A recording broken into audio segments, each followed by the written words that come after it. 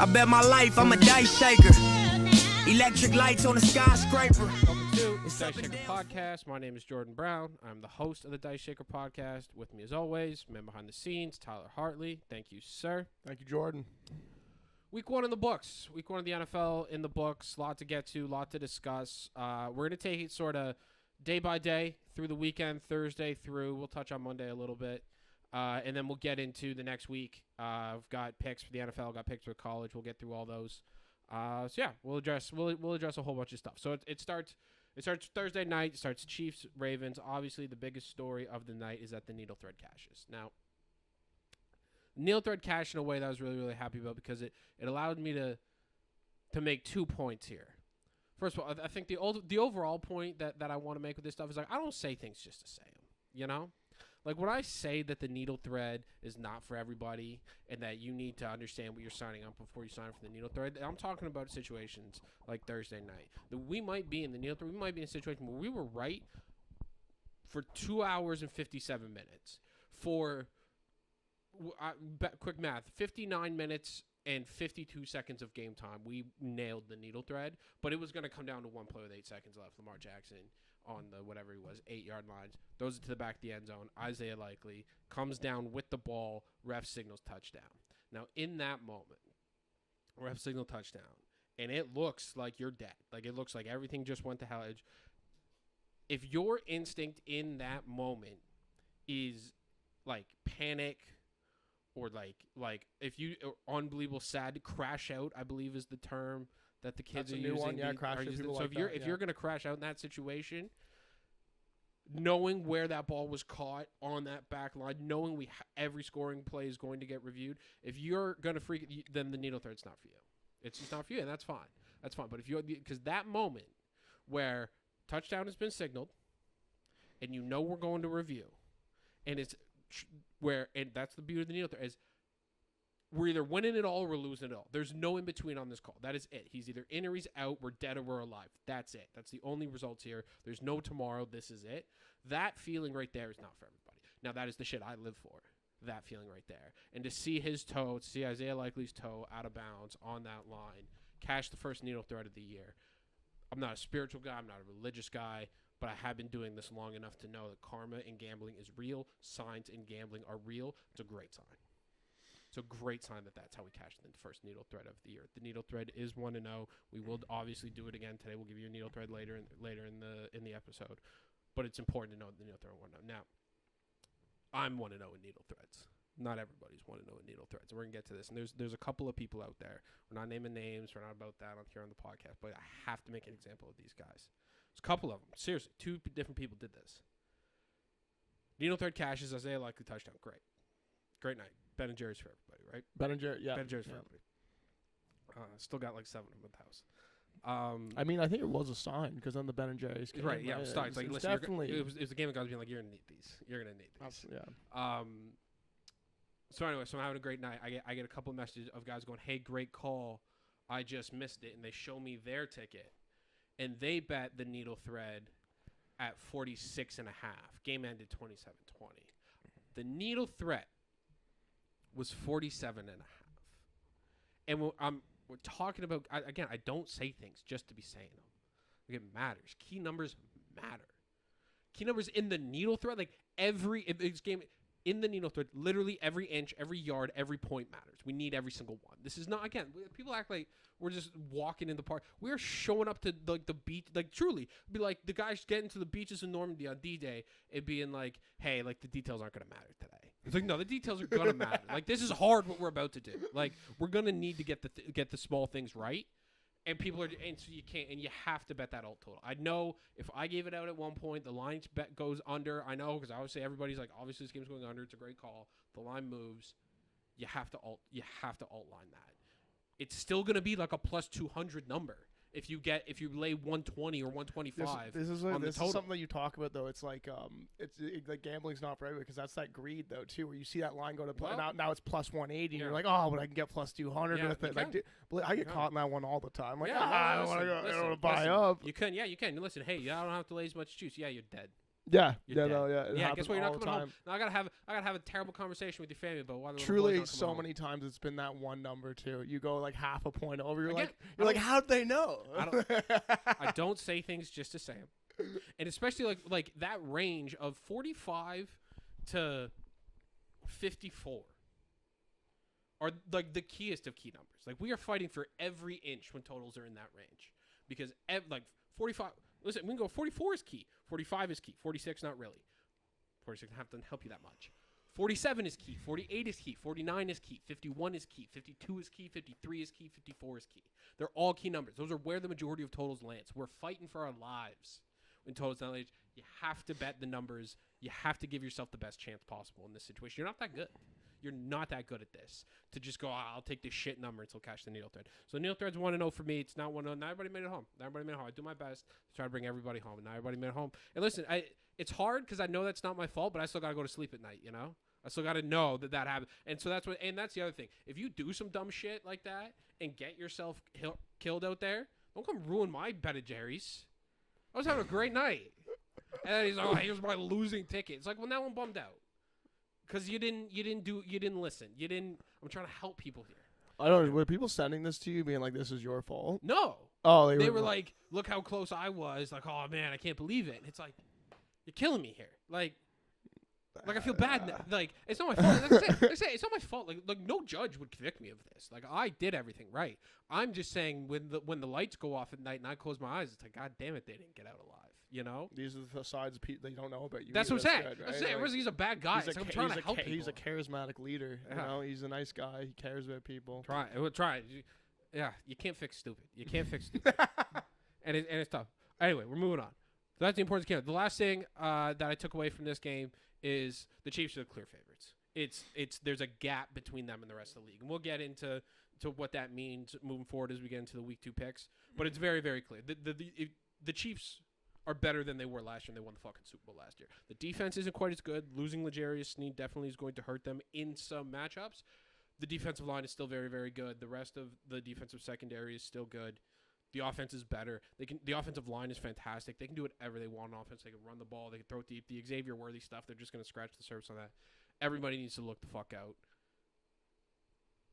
The Chiefs are the very clear favorites as we move forward through the NFL season, and unless they suffer significant injuries, either to Mahomes or like their depth gets ruined, they're gonna. I think they're looking at an easy 14-win season and rolling to the Super Bowl. So that's what we got Thursday. Takes us Friday night, Brazil game, Packers Eagles. The under was the lock of the week. Listen, we're gonna get out in front of it. We're gonna address it. The lock of the week's 0-2. The lock of the week is 0-2, and nobody cares about why. No, right? There's no room for stories. We're talking about locks. You win, you lose. That's it. That's all that matters with locks. I called that game perfectly for the first 20 minutes of game time. That game was 3-0. It looked 10 great minutes left in the second quarter. Yeah, and it went exactly how I said it was going to go. Nobody wanted to fucking be there. The atmosphere was weird. The field was dog shit. These guys are falling all over themselves out there. Nobody knows which way to go. Everything looked great for a clusterfuck. 3 straight fast touch scores. We got game scripted. Now we're playing 100 miles an hour up and down the field. The field actually started to impact the defense more than the offense because the offense at least knows where they're going to go. The defense is reacting, so it's harder for them on shit turf is on the offense. It did negate a lot of pass rush as well, which is tough. And we'll get into the NFL being an absolute disgrace for having this game and what they did.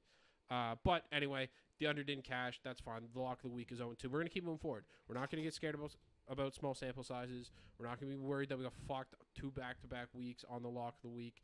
We're going to keep moving forward. We feel good about how we read the board. We'll get into how the weekend went.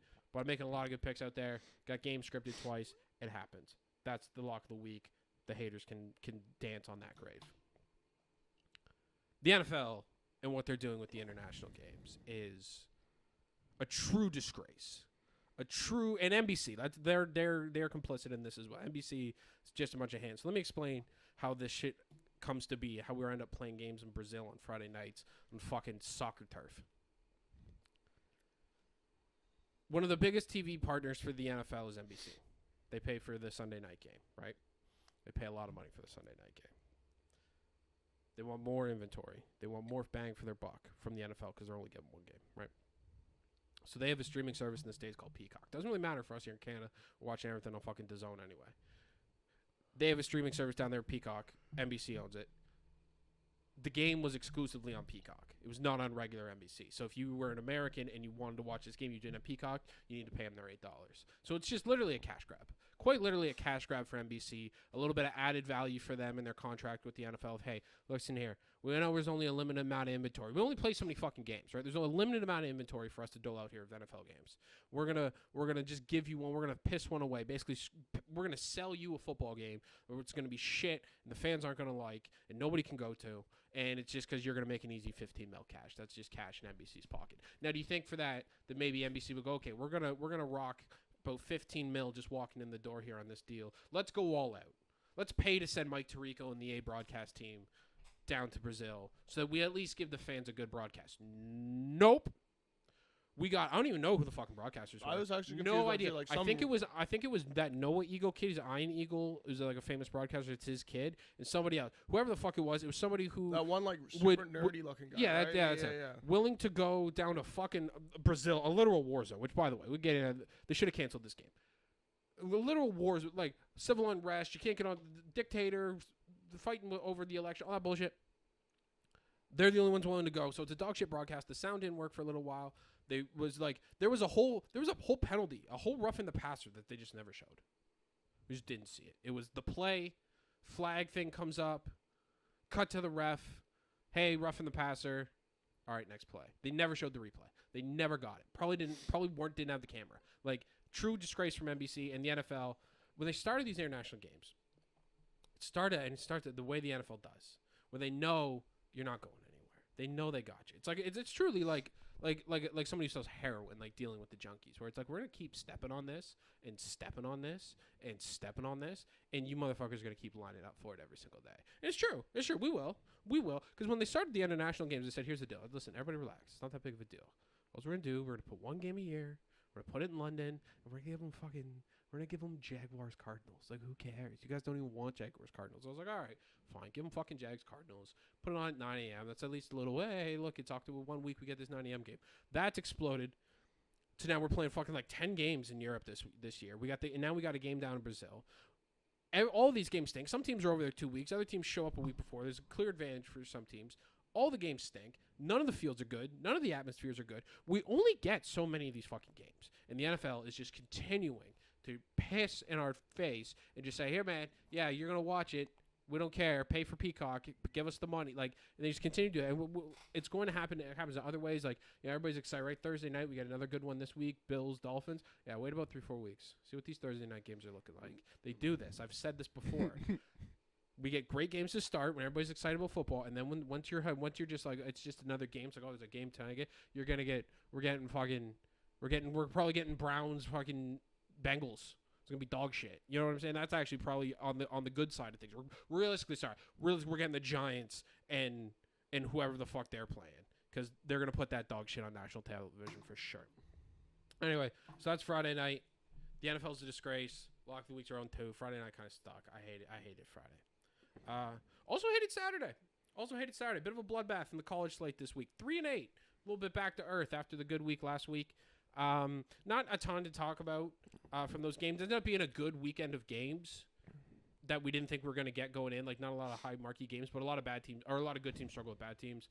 I don't know if you saw this. Notre Dame lost to Northern Illinois. Did you see that? I just talked to you about it. Yeah. 28.5-point favorites at home lost outright. Jesus. Not good. And it's like the third time it's happened in Notre Dame in the last like 3 years. That'll be probably the biggest upset all year. Like usually that's like the biggest upset of the years in like the 28 to 30 point range. But some years we don't get one. Like, it's not like it happens all the time. So that'll probably be the biggest upset of the year. So true disgrace there. Alabama looked bad. They were in a tight one with South Florida right into the fourth quarter and then pulled away. Penn State was losing to Bowling Green for a good chunk of their game. So just a lot of bad games. The one thing we will talk about, just because I feel like we have to, we're almost getting to the end of Colorado's season here, right? We talked about Colorado in the beginning part of the year, same as last year. Talking about the beginning part of the year, there's not that much going on. And then once like the real college games start, we're done with Colorado. And Colorado's finished. It's over. And I don't mean like their season's over. I mean like the whole thing. This whole experiment that we've started with the Deion Sanders, and we're never going to recruit a high school kid. We're just going to bring in 1 million transfers. It's done. And shout out to Deion, because listen, there's one thing in this podcast that we've said that we are in support of, and it is the bag getters. Like the shameless opportunists and the guys who know how to maximize their leverage and just cash in. We'll get the Dax contract in a little bit. Dion has done that in spades for him and his kid. He has completely kind of in like similar to like how Donald Trump took over the Republican Party in 2016 and it was just like, hey, this is the only person who's benefiting now from this is me. That's the same way Deion Sanders did with Colorado. Came in, cult of Deion, everybody's on board. He put in basically no work. Doesn't recruit high school kids at all because it's hard. You gotta fly all over the country. You gotta text. You're competing against. Just uses the transfer portal. Doesn't even use it that well, to be honest. Like he does. He's gotten some receivers to show up because his kid's a good quarterback, and obviously Travis Hunter is there. So like they've been able to do that, but like their offensive line is not better. Their defensive line is not better.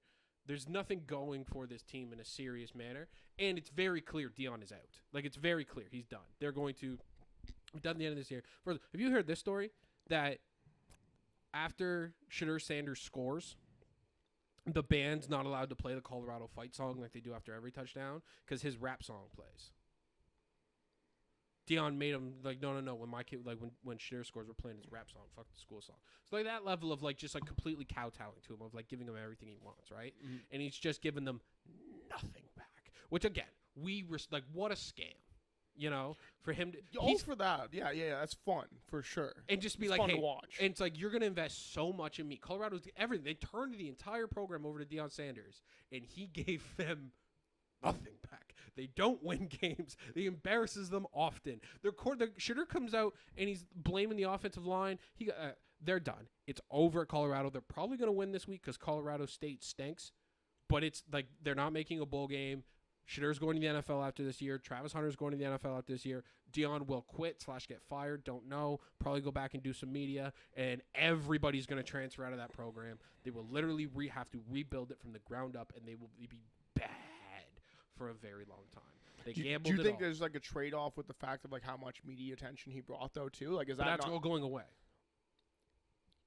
Okay, but was anyone talking about Colorado before this, though? No. So you that's can say kind he of raised the trade-off, right? But it's now flipped because when it last year at this time when it first started, or was really starting, it was, oh, look how fucking cool this is. Mm-hmm. Look how swaggy out these dudes are. Travis Hunter's amazing. Look at all the celebrities on the sideline. This is sick. Now they're just a joke. Now they just get stomped every week and look bad and then complain about each other and fight, and like it's just like Dion looks like a crybaby in press conferences, and his kid does too, and it's just they're being like, it's now like nobody's like, oh awesome, it's Colorado. It's like, oh, you guys are like not a serious operation, like, you know what I'm saying? Like again, they don't recruit high school kids. They like literally took like 7 kids out of high school last year, and so it's like they just rely on the transfer. It, like they basically made a bet, I think, that they were like college, because when the transfer portal first opened in like 2020, I guess it was 2021, there was a lot of transfers, and like good players transferred because it was the first time you could do it. So all these guys who had wanted to be in different situations could now go do it. Since we've gotten through it a couple years, it works like NFL free agency, where it's like a good offensive lineman doesn't get to the portal. It seems like a good offensive lineman in the NFL doesn't get to free agency. They're too rare. The team they're on just pays them what the fuck they need to pay them to keep them. So if you can get receivers because like there's a lot of good receivers. Same in the NFL, you can get a receiver free agency.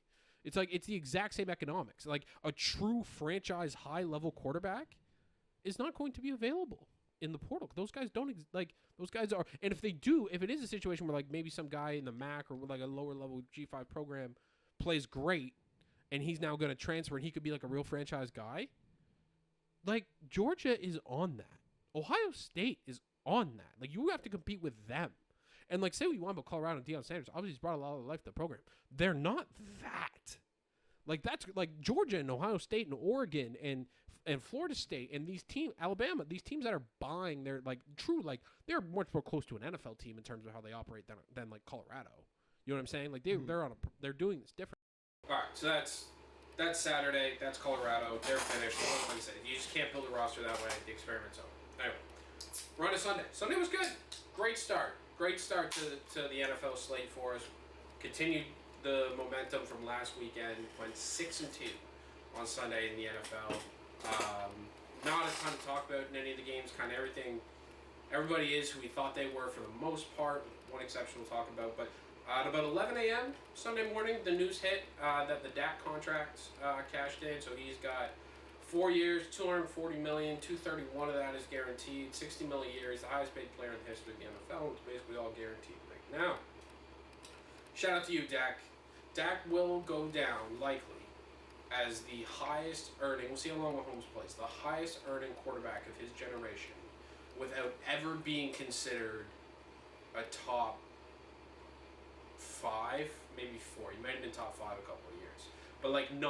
But, there would always be at least 4 guys who would like over Dak at every point throughout his career.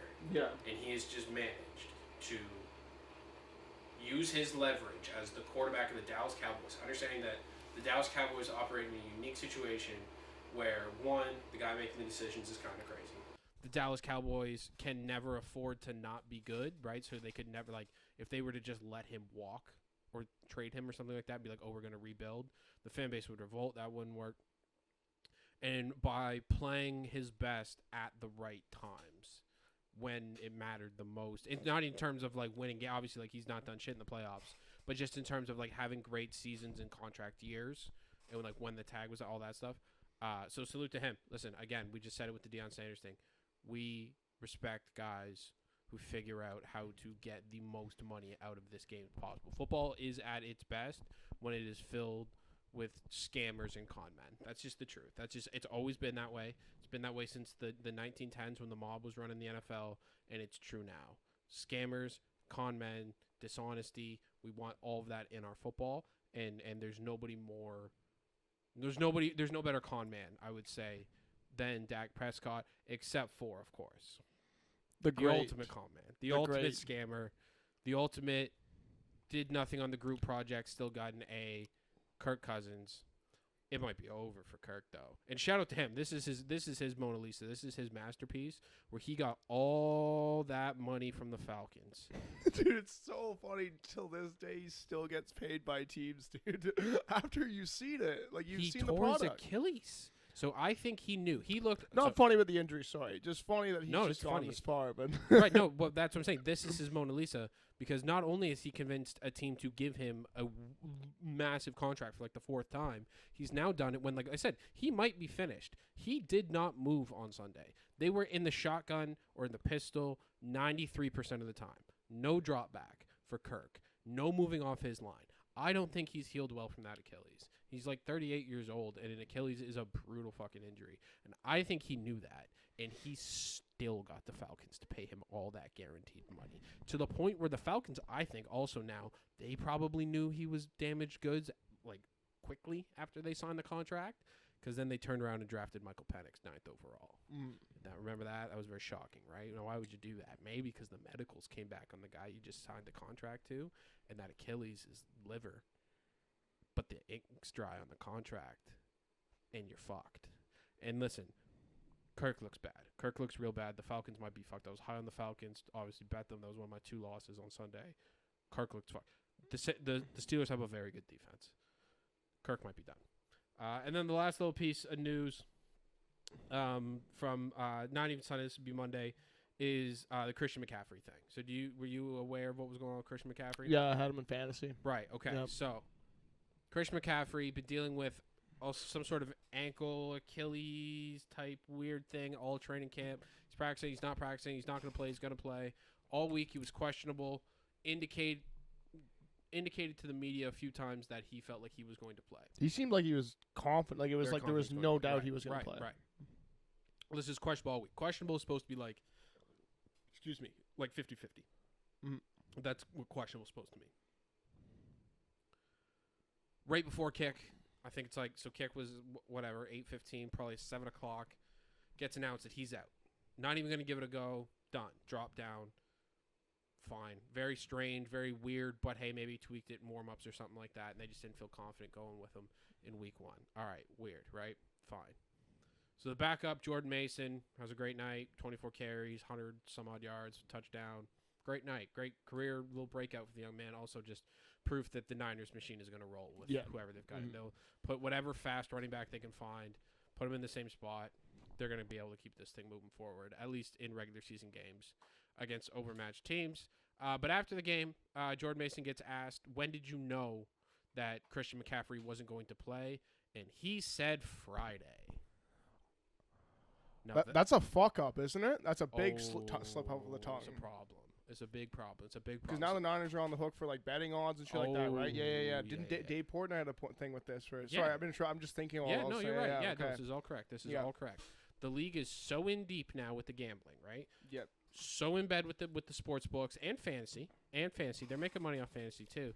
They've leaned so hard into that if teams are going to mess around with the integrity of the injury report, and they are going to basically screw over either books, because I'm sure the books weren't very happy about it, and obviously all the people betting on the games, that the NFL will not stand for that. They will come down as hard on that as they've come down on players gambling. It is in the same. What do you think the punishment's going to be, though? They're not going to punish. There won't be a punishment for the Niners right away because they won't be able to prove anything.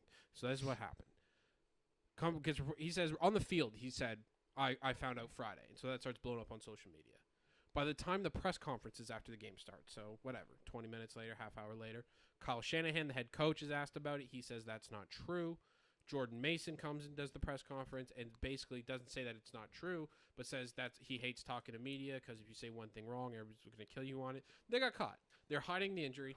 They knew they were hiding the injury. It was smart by them to do it. It happens all the time in college where they gave all the indications all week long that he's going to play, he's going to play, he's going to play, he's going to play. The Jets prep for Christian McCaffrey, who is a player you have to prep for. Yeah. Right? He does things that no other player does, so you have to prepare for that. And then right at the last minute, pull the plug. And they told Jordan Mason on Friday night, hey, listen, you're going to go shut your mouth about it. He says something dumb. They get caught. Nothing will happen in this case because you can't prove anything. But trust me, the league is going to – the owners will not stand for this. There's too much money on the line. They will come together. They will pass rules that about – they're already tightened up the injury report stuff because Bill Belichick used to fuck with it all the time because like guys were lying on it. And so one day, 1 week, he just listed everybody on his team as questionable. Every single player. Because he was so sick of guys lying. Yeah. So it's been a problem for a long time, but the league back then could at least plausibly deny. They're like, well, what do you mean? We don't know that people gamble on our games. We're not involved with any of that. Yeah. Now it's like, I mean, you're in bed with DraftKings and FanDuel. Like you have to bet MGM too. You have to acknowledge that shit. You have to run a clean game. If you're going to have legalized gambling, you have to run a clean game. It's the exact same reason why they came down so hard on players gambling. There can't be any if the integrity of the game is in question, the whole thing collapses. So there can't be any question about that. So they're going to come down hard on that.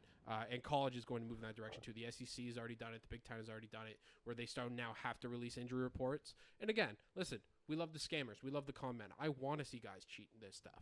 Even though I am obviously a gambler, and it's going to fuck me at some point. Didn't fuck me with the Niners. By the way, had the under in that game. Or had the over in that game. It dropped by a point from 43.5 to 42.5. Bet at 42.5. Cashed them both. Not a big deal. Yeah. Read that like a book that game. So anyway, that's what's coming. It's going to the injury stuff. They're going to tighten it up. You will stop seeing stuff like that because they will come down hard on that. It will make the penalties very harsh. That's I thought they already come down on that a lot. It's going to get harder. It's just going to weigh right because you can still again, right? You have to do it the way the Niners did it. You have to make it look like it's a crazy weird warm up thing. But you can't have a leak. You can't have somebody snitch. That's insane. This Mason guy went has he never had PR training? Probably not. This is insane, he's a rookie. Man. He's a rookie. Like he just got there, right? He's not. He just said a dumb thing, and that's what he said afterwards. He's like, I hate talking to media. You say one thing. It's like, dog, this feels like a kid that goes to school and he's like, my mom and dad hit each other all the time. Yeah, it's yeah, like, shut the fuck up. Yeah, no, it's like My dad's an asshole, but then he has his special powder, and then he's got a lot of energy. You know what I'm saying? Exactly. It's just like a little kid, man. Like Jesus Christ. I'm sure that's conversation, and that's why he was pissed. I'm sure he got screened. I'm sure they were. Oh yeah, this isn't about football anymore. This is about livelihoods. This is real thing. Yeah. So anyway, so that's what's gonna happen there. All right. So that's week 1 in the books. We're on to week 2. It starts as it always does on Thursday night with the Thursday night needle thread. We got Bills. We got Dolphins. What do we know? Not much.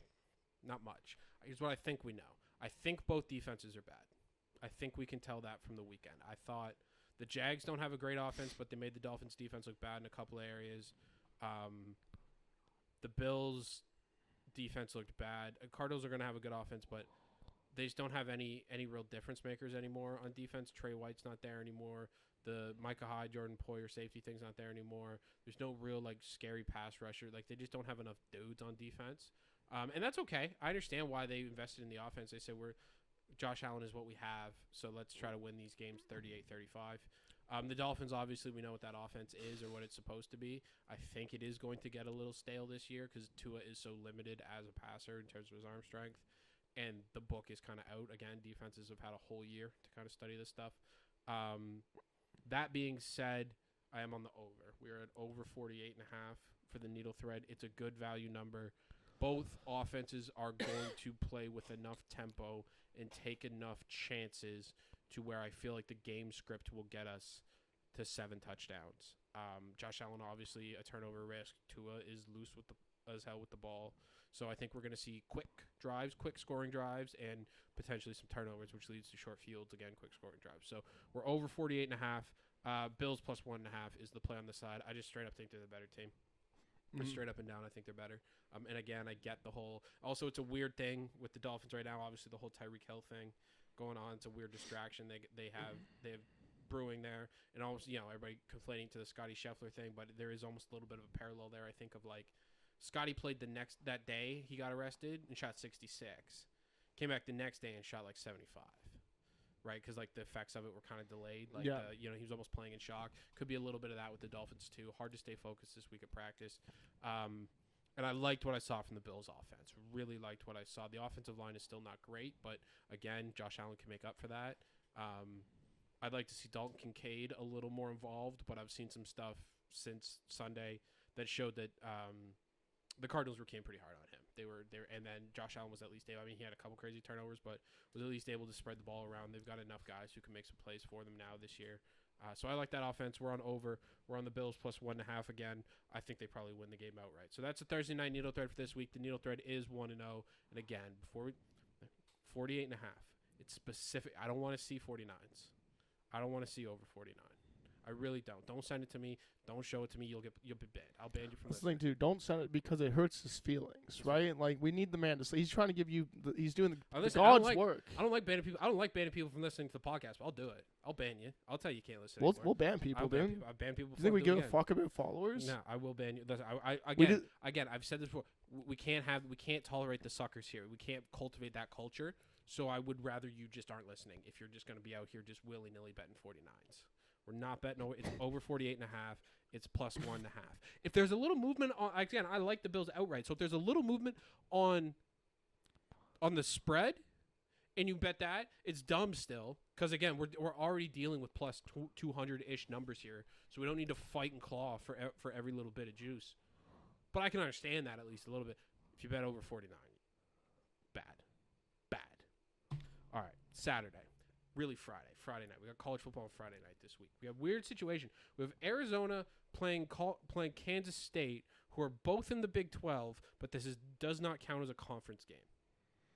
Very strange situation because I think it has to do with the fact that Arizona just joined the league, and this game may have been scheduled already, like before they joined the conference kind of thing. Oh, yeah. And so now it's like, well, this says on the books, but we already have our conference games, so it's like it's an extra, you know what I'm saying? They don't want to play extra. Anyway. Arizona at K-State. The pick is Arizona plus 7.5. They've got a couple of dudes. Not real one dude. Trey Tora. I'm going to fuck his name up.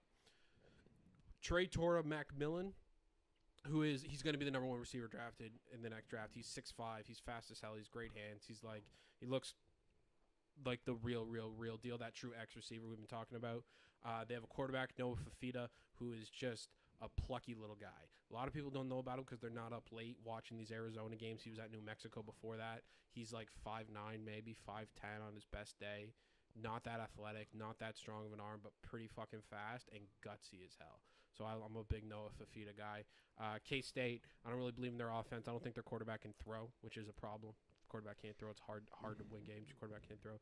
They look like shit against Tulane last week. Arizona's got some sweet alternate jerseys going for this game, so that also is a factor into my pick. That's a big one. Yeah. So Arizona plus 7.5 going into Kansas State. Next game, Bama at Wisconsin. Probably the biggest game of the day, which kind of shows you this slate's not that good this week. Big test for Bama. If this is the Bama that we're used to, the Nick Saban Bama, the great Bama teams, they win this game by 30 points. They're way more athletically talented. They have NFL guys. The other team does not have NFL guys.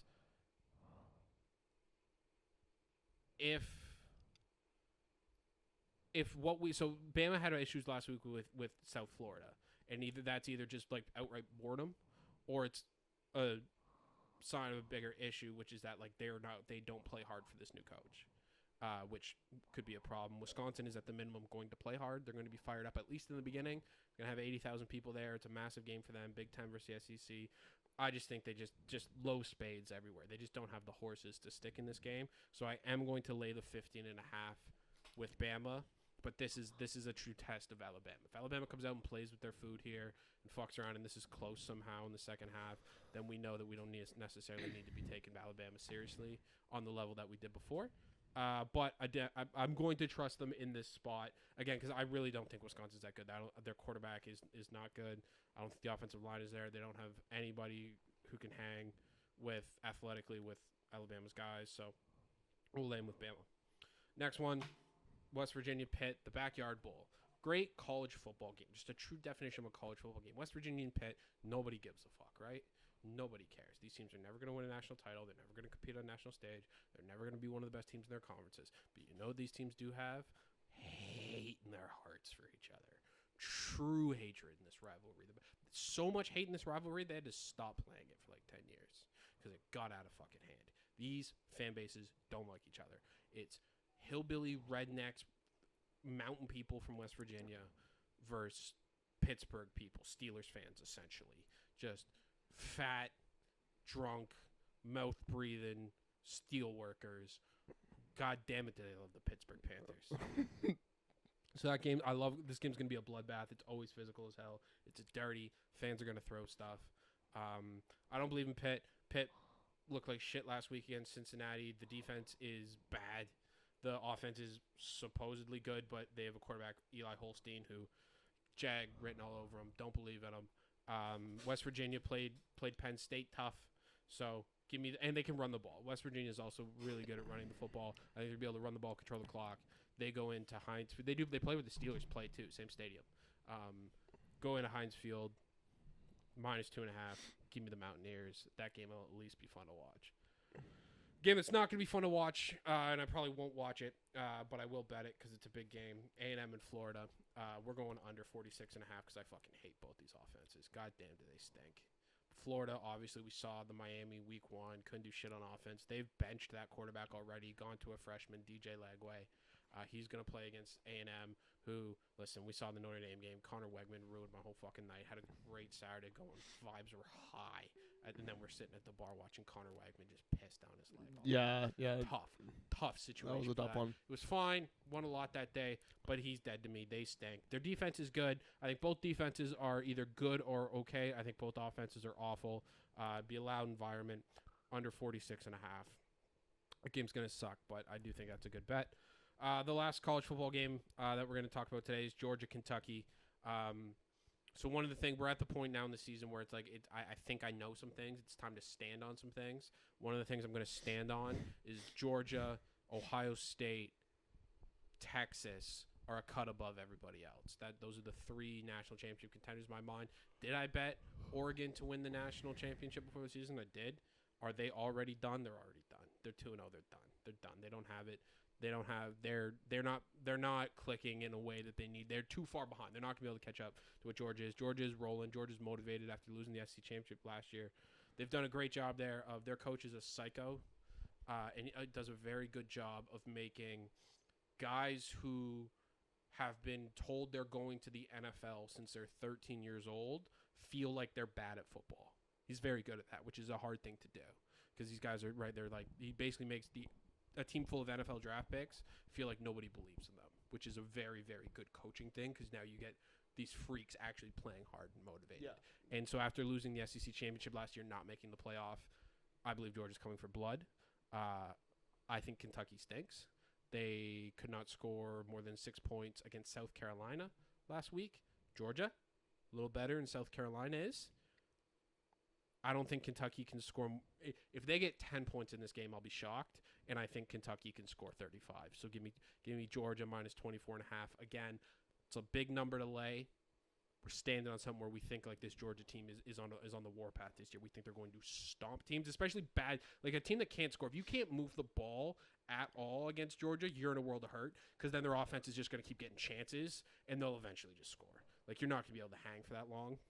And if you can't move the ball against this defense, you are truly boned. So anyway, that's the college football slate. Feel good about all of them. Obviously, we'll release a full card on Saturday morning. We'll have more plays. We've been averaging about 10, 12 plays a week so far. Probably be around that number again. Not a great slate of college football games, but college football is about to pick up the next couple weeks. We're going to get some big time games in the next few weeks. So we're just working through the slop of what is essentially preseason. This is what essentially these early week games have turned into for college football.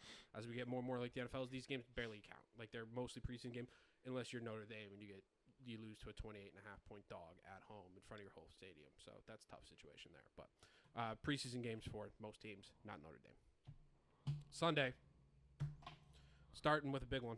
Maybe not a big one to you, big one to me. Bucks Lions. Bucks +7. The Baker Mayfield disrespect is getting out of hand again. It's week 2. We're already there. Nobody has been more disrespected unwarrantedly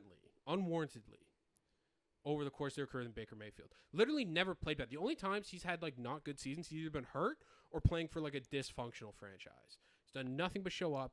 He's the quarterback of the Bucs now. He has gotten the contract. He is there. They looked great last week. That offense was clicking against the Commanders. Looked probably better than any offense we saw last week. The Lions had their hands full with a Rams team that is not good. I've been on this trip. The Rams are not good this year, and the Lions had their hands full with them at home. And the Bucs are given 7 or catching 7? No, we will not stand for it. You're not going to give Baker Mayfield 7 points. Look me in my face. Tell me I'm not going to do it. Line in the sand bet. It's too many points to give Baker. The Baker disrespect. It stops this week. Let's keep track too. This is the second line of the sand bet. We're 1-0 in line in the sand bets. We told the books a couple weeks ago that you can't give me 50.5 points. We're not standing for that bullshit. Now we're letting them know you're not giving me Baker Mayfield and 7 points. You can't give me Baker and a touchdown and tell me I won't do it. I won't stand for it. The man means too much to me. All right, I will defend his honor until the day I die. Line in the sand bet. Bucks +7. Feel great about it. Can't wait for that game. Can't wait. Next game I hate. Not going to watch it, but it's an easy call. Giants, Washington. We're taking 2.5 with Washington at home. Sorry, laying 2.5 with Washington at home. The Giants are fucked. That's dumpster fire written all over it. They did it to themselves. We were talking about it last week, I think, where they did the hard knocks of the offseason and just publicized all of their like negotiations and their true thoughts about their players. And like I kind of want to commend them for it because we don't get any sort of access like that to teams are so guarded. Everything that comes out, all of these like behind the scenes shows that like every sports league does now is just straight up propaganda. Yeah, no. It's all bullshit.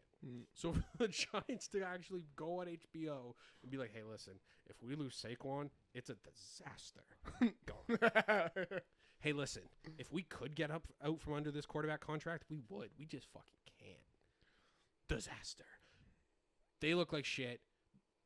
Daniel Jones is getting booed in the parking lot too. They are that shout out to the Giants fans because I love when a fan base does shit like this and truly expresses their hatred for a player. They waited for that man in the parking lot just so they could boo him one more time as he walks to his car. Like, no, we're not done here today, Daniel. You thought it was over? No, we're not done. We're gonna let you know you stink as you go home too. I thought that was fantastic. They're burning his jersey in the parking lot. They're done with that guy. He's done with them. He is finished in that town. That team is finished. I don't know. Like, they may be able to right the ship a little bit because I do believe in their coach, Brian Dable. I do think he's a good coach, but they got real issues. They don't have enough playmakers on offense. The defense is aging out of relevance. I don't think the Commanders are that good either, but it's home game for the rookie quarterback who looked pretty solid.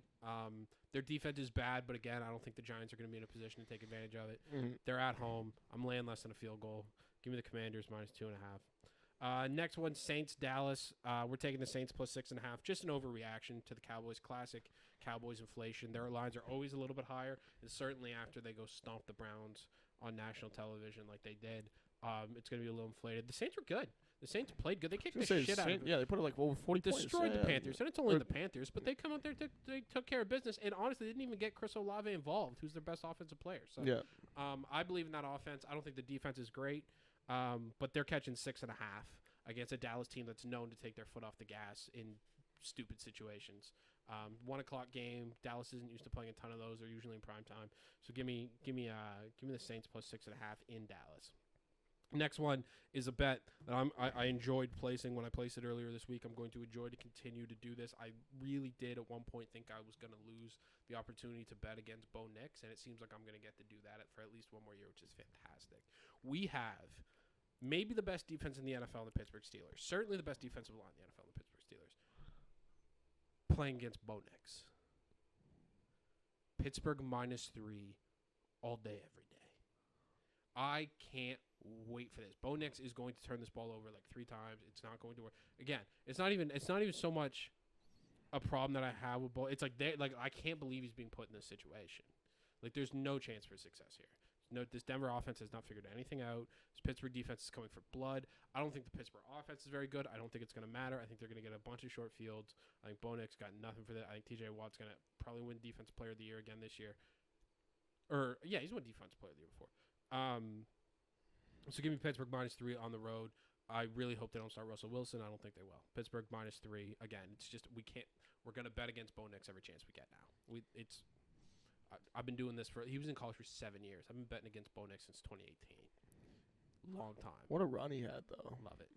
I can't believe I'm still getting to do it. No, nothing will beat the Tommy DeVito thing where you would have never convinced me in a million years that after Tommy DeVito left college that I would one day get a chance to bet against Tommy DeVito again.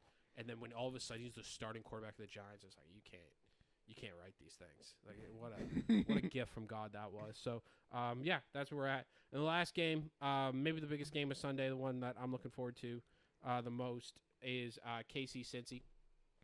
Right now it's KC -5.5. Like I said earlier, I think the Chiefs are cut above everybody else in the league, certainly in the AFC. I think they're better than they were last year. And if you remember, that team did win the Super Bowl. I think they know they're playing for history. I think they're motivated. I think they're excited to show up to play. I think it's fun for them. I think they know they're better than everybody. I don't think it's fun for Cincy to show up and play football right now. I don't think Joe Burrow's healthy. Did you see the water bottle thing? Did you see the water bottle clip? That looked great. I didn't know how much legitimacy there was, but yeah, no, it didn't look great at all. Look like he shit. really couldn't squeeze a bottle. They look like shit. The Patriots beat them. They look like the Patriots are not going to be good. They look like shit. Yeah. The Jamar Chase thing is weird. His contract situation, he doesn't really want to be there. He only gets 6 targets. They ask him what's going on. He says, talk to the coaches. I don't know what's going on with that. Yeah, that's not that's never a good sign. Yeah. The Bengals are known poorly run organization. They thought, we thought we had changed a little bit with the whole Burrow era. It doesn't look like they have.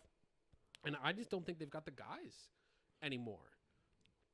And defense is taking steps back. They've lost guys there. They've lost guys on offense. Obviously, Mixon's gone. The offensive line doesn't look good. Burrow looks rusty, maybe still hurt. And I think the Chiefs are, like I said, I think the Chiefs know how good they are. I think they know how good of a chance they have at being a truly historic team. The first team to win 3 straight times. They would be officially chasing the Patriots at that point. It would probably cement Andy Reid. Andy Reid would have an argument as to being the better coach than Bill Belichick.